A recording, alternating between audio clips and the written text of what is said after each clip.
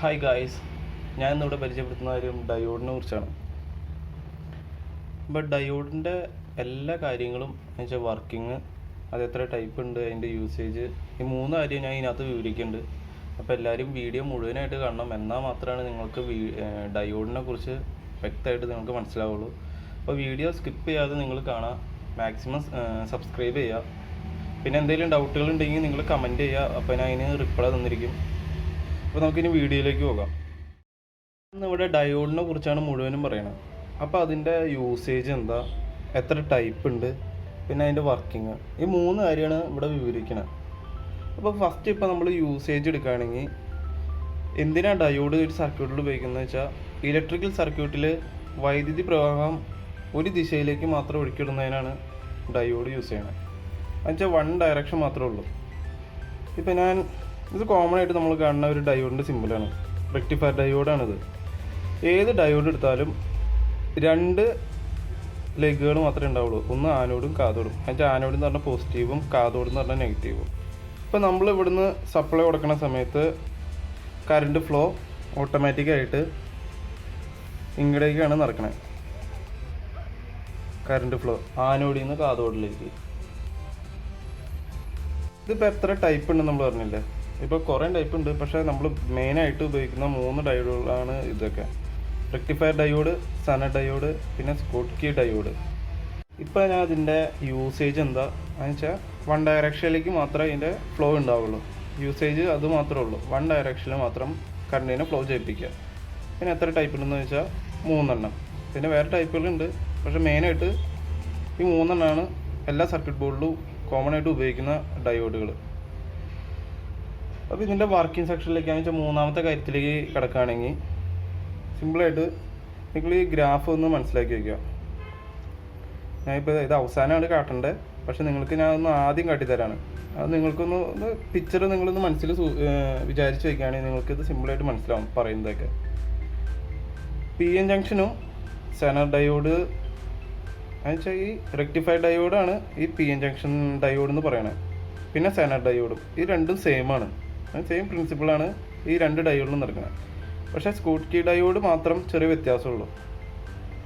ഈ PN junction diode ഫോർവേഡിൽ ഒരേപോലെ ആണെങ്കിൽ റിവേഴ്സിൽ വരുമ്പോൾ PN ഇച്ചിരി ലാഗ് വരും. പക്ഷേ സെനർ കുറച്ചുകൂടി അടുത്തെത്തുമ്പോഴേക്കും ഡിസ്ചാർജായി പോവാണ്. പിന്നെ സ്കോട്ട്കിയാണ് ചെറിയ വ്യത്യാസമുള്ളത്. അതെന്ന് വെച്ചാൽ ചാർജിൻ്റെ അളവ് ഒന്ന് കറണ്ടിൻ്റേത് കുറഞ്ഞിട്ടാണ് അത് റിവേഴ്സിലേക്ക് ആവുള്ളൂ. അത് നിങ്ങൾക്ക് കൃത്യമായിട്ട് ഞാൻ പറഞ്ഞുതരാം. ഇപ്പോൾ നമ്മൾ റെക്ടിഫയർ ഡയോഡ് എടുക്കുകയാണെങ്കിൽ, ഇപ്പോൾ ഞാൻ വരച്ച് വെച്ചിട്ടുണ്ട് നിങ്ങൾക്ക് വേഗം മനസ്സിലാക്കാൻ വേണ്ടി. എല്ലാ ഡയോഡിൻ്റെ ഞാൻ പറഞ്ഞില്ല, സിമ്പിൾ വ്യത്യാസമുണ്ട് കേട്ടോ. റെക്ടിഫയർ ഡയോഡ് നിങ്ങളുടെ മുമ്പ് ഞാൻ പറഞ്ഞില്ല. റെക്ടിഫയർ ഡയോഡിന് ഇപ്പോൾ ഈ കാണുന്ന സിമ്പിളും സെനറിന് ഒരു ചെറിയൊരു ആർക്ക് കട്ടിങ് ഉണ്ടാവും, കാണാൻ പറ്റില്ലേ. പിന്നെ സ്കോട്ട്കി ഡയോഡിന് ഒരു S പോലെയാണ് ഡയോഡിൻ്റെ ചിഹ്നം കാണുന്നത്. പിന്നെ വർക്കിംഗ് സെക്ഷൻ എടുക്കുകയാണെങ്കിൽ റെക്ടിഫയർ ഡയോഡ് എന്നുവെച്ചാൽ PN, ആനോഡുണ്ട്, കാഥോഡുണ്ട്. കോമൺ ആയിട്ട് ഒരു വര മാത്രമുള്ള ഒരു സിമ്പിളാണ് ഇതിന് കാണുന്നത്. ഇതിൻ്റെ ഔട്ടർ പോർഷൻ എടുക്കുകയാണെങ്കിൽ എന്നുവെച്ചാൽ ഈ ഭാഗം എടുക്കുകയാണെങ്കിൽ 2 സെപ്പറേറ്റ് ആയിട്ടുള്ള ഭാഗങ്ങളുണ്ട്. സിമ്പിളായിട്ട് നിങ്ങൾക്ക് ഇത് സിമ്പിളായിട്ടാണ് പറഞ്ഞു തന്നെ, നിങ്ങൾ അങ്ങനെ ഒന്ന് ചിന്തിച്ചാൽ മതി. ഫസ്റ്റ് പോർഷൻ എന്ന് പറഞ്ഞാൽ Pയും Nഉം, അതാണ് PN. അത് കോമൺ ആയിട്ട് എല്ലാത്തിലും ഉള്ളതാണ്, Pയും Nഉം. ഒരു സൈഡ് ആക്സെപ്റ്ററും ഒരു സൈഡ് ഡോണറാണ്. ഒരു സൈഡ് കൊടുക്കുന്നതും ഒരു സൈഡ് വാങ്ങുന്നതും. പിന്നെ അതിനകത്ത് 3 കാര്യങ്ങളുണ്ട്. ചാർജസ് ഉണ്ടാവും, പിന്നെ അതുപോലെ തന്നെ ഇലക്ട്രോണിക്സ് ഉണ്ടാവും, പിന്നെ അതുപോലെ തന്നെ ഹോൾസ് ഉണ്ടാവും. എന്നുവെച്ചാൽ ഇലക്ട്രോണിക്സ് പാസ് ചെയ്യാൻ വേണ്ടി. നിങ്ങളൊന്ന് മനസ്സിലാക്കി വയ്ക്കുക ആ സംഭവം എന്തിനാന്ന്. ഇപ്പോൾ ഞാൻ ആക്സെപ്റ്ററിൽ പറഞ്ഞതും ഡോണറിൽ പറഞ്ഞതുപോലെ P ടൈപ്പും ഉണ്ട്, N ടൈപ്പും ഉണ്ട്. ആക്സെപ്റ്ററിൽ P ടൈപ്പും ഡോണറിൽ N ടൈപ്പും. അപ്പോൾ ഓട്ടോമാറ്റിക്കായിട്ട് ഇതിനകത്ത് ഹോൾസ് കൂടുതൽ ആക്സെപ്റ്ററിലാണ്.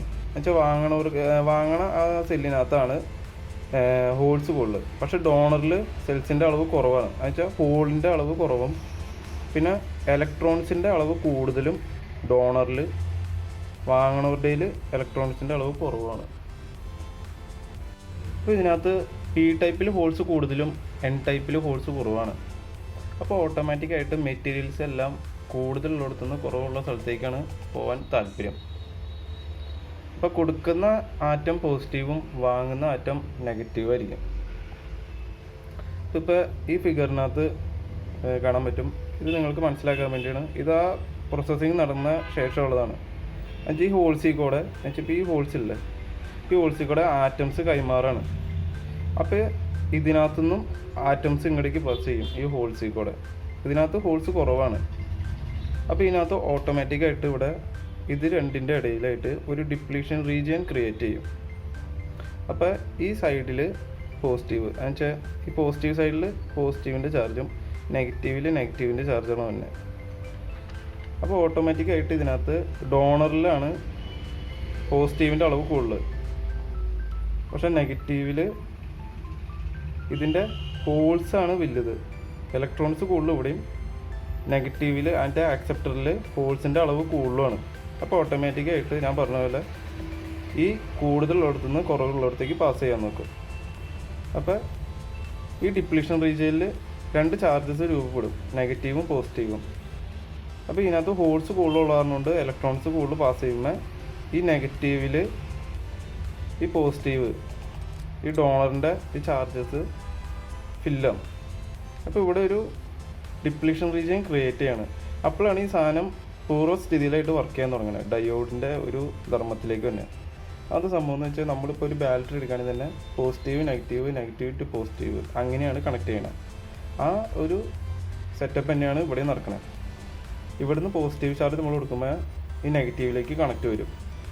അതിന് നേരെ അതിന് പോസിറ്റീവിലേക്ക് വരും നെഗറ്റീവ്. ഞാൻ പറഞ്ഞത് തിരിഞ്ഞുപോയി. സെല്ല് ഇപ്പോൾ നമ്മൾ കൊടുക്കുകയാണെങ്കിൽ പോസിറ്റീവിൽ നിന്ന് നെഗറ്റീവിലേക്ക് വരും, പിന്നെ നെഗറ്റീവിൽ നിന്ന് നേരെ പോസിറ്റീവിലേക്ക് വരും, പോസിറ്റീവിൽ നിന്ന് നേരെ നെഗറ്റീവിലേക്ക് വരും.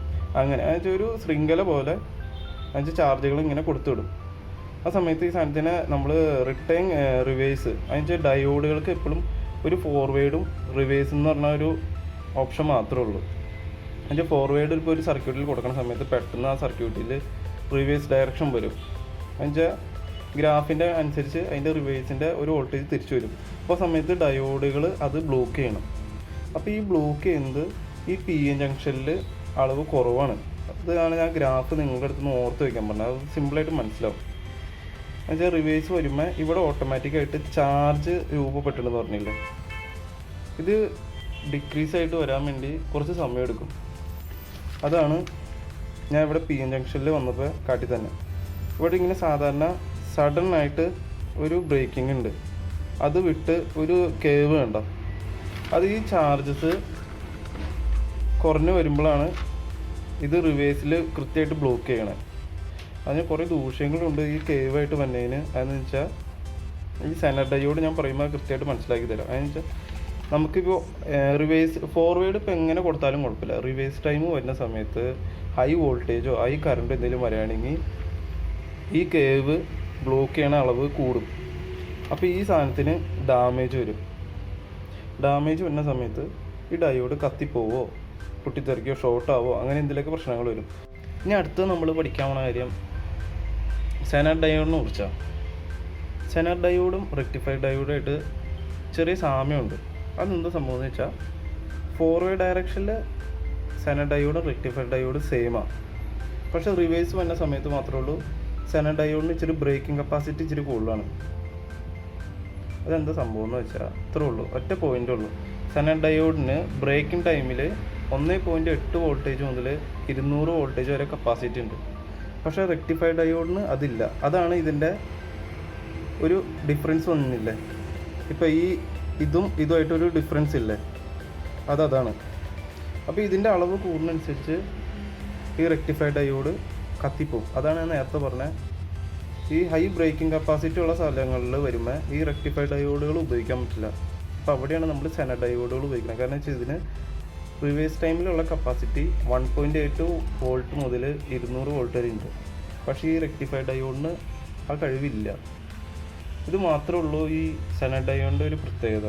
പെട്ടെന്ന് ബ്രേക്ക് ചെയ്യാൻ പറ്റും. റിവേഴ്സ് കപ്പാസിറ്റി എന്ന് പറഞ്ഞാൽ 1.8 വോൾട്ട് മുതൽ 200 വോൾട്ട് വരെ അതിന് കപ്പാസിറ്റി ഉണ്ട്. അതാണ് ഈ സെനർ ഡയോഡിൻ്റെ പ്രത്യേകത. സ്കൂൾ സ്കെയിൽ ചെറിയൊരു വ്യത്യാസമുണ്ട്. കാരണം വെച്ചാൽ ഇപ്പം നമ്മൾ പറഞ്ഞില്ല,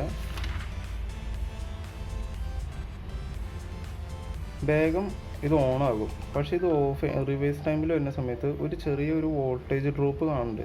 ഇത് കണ്ടോ, അതാണ് ഈ ആർക്ക് കാണുന്നത്. ഒരു ചെറിയൊരു വോൾട്ടേജ് ഇത് കർവ് ഉണ്ടായ ശേഷമാണ്, എന്നുവെച്ചാൽ ഒരു വോൾട്ടേജ് ഡ്രോപ്പ് ഉണ്ടായ ശേഷമാണ് ഈ സ്കൂട്ട് കീകളൊക്കെ ഓഫ് ആവുള്ളൂ. എന്നുവെച്ചാൽ സഡനായിട്ട് ഈ സാധനം വേഗം ഓഫാവും. പക്ഷേ ഇതിൻ്റെ ഒരു പോരായ്മ എന്ന് വെച്ചാൽ ചെറിയൊരു വോൾട്ടേജ് ഡ്രോപ്പ് ഇവിടെ ഉണ്ടാവുന്നുണ്ട്.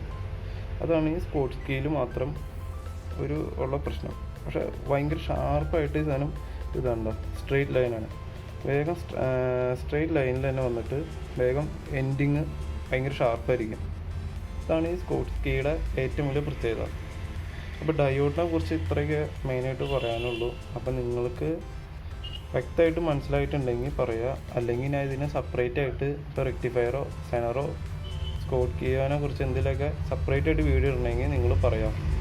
ഇത്ര കാര്യങ്ങൾ പറഞ്ഞത് മനസ്സിലായെന്ന് വിചാരിക്കണം.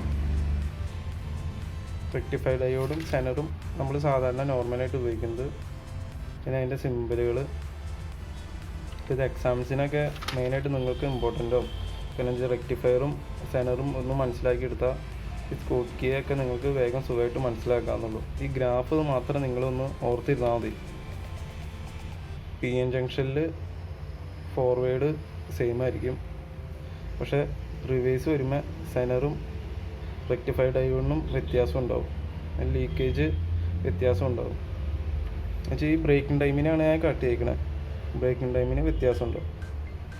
അതുപോലെ തന്നെ സ്കൂട്ട് കീയിൽ വേഗം ഷാർപ്പായിട്ട് ഇപ്പോൾ 0.3 തുടങ്ങി ഇത് ഓണാവും. ഇതാണെങ്കിൽ 0.6 തുടങ്ങിയ ഓണാവുള്ളൂ. നിങ്ങൾക്ക് വ്യക്തമായിട്ട് മനസ്സിലാവണമെന്ന് തോന്നുന്നു. പിന്നെ ഇതുപോലെ തന്നെ ഈ സ്പോർട്സ് കീയിൽ ഏറ്റവും വലിയ പ്രശ്നം എന്ന് വെച്ചാൽ ഒരു വോൾട്ടേജ് ഡ്രോപ്പ് ഉണ്ടാകും ഓഫ് ആവുന്ന സമയത്ത്. അപ്പോൾ നിങ്ങൾക്ക് വീഡിയോ ഇഷ്ടമായെങ്കിൽ ലൈക്ക് ചെയ്യുക, സബ്സ്ക്രൈബ് ചെയ്യുക. അപ്പോൾ ഏതെങ്കിലും പുതിയ കാര്യത്തിനെ കുറിച്ച് അറിയാനുണ്ടെങ്കിൽ ഒന്ന് കമൻറ്റ് ചെയ്താൽ മതി. അപ്പോൾ ഞാൻ അതിനെക്കുറിച്ചുള്ള വീഡിയോ ഞാൻ സെപ്പറേറ്റ് ചെയ്യുന്നതായിരിക്കും. ആ വീഡിയോ എല്ലാവരും മറക്കാതെ സബ്സ്ക്രൈബ് ചെയ്യുക, ലൈക്ക് ചെയ്യുക. Thank you.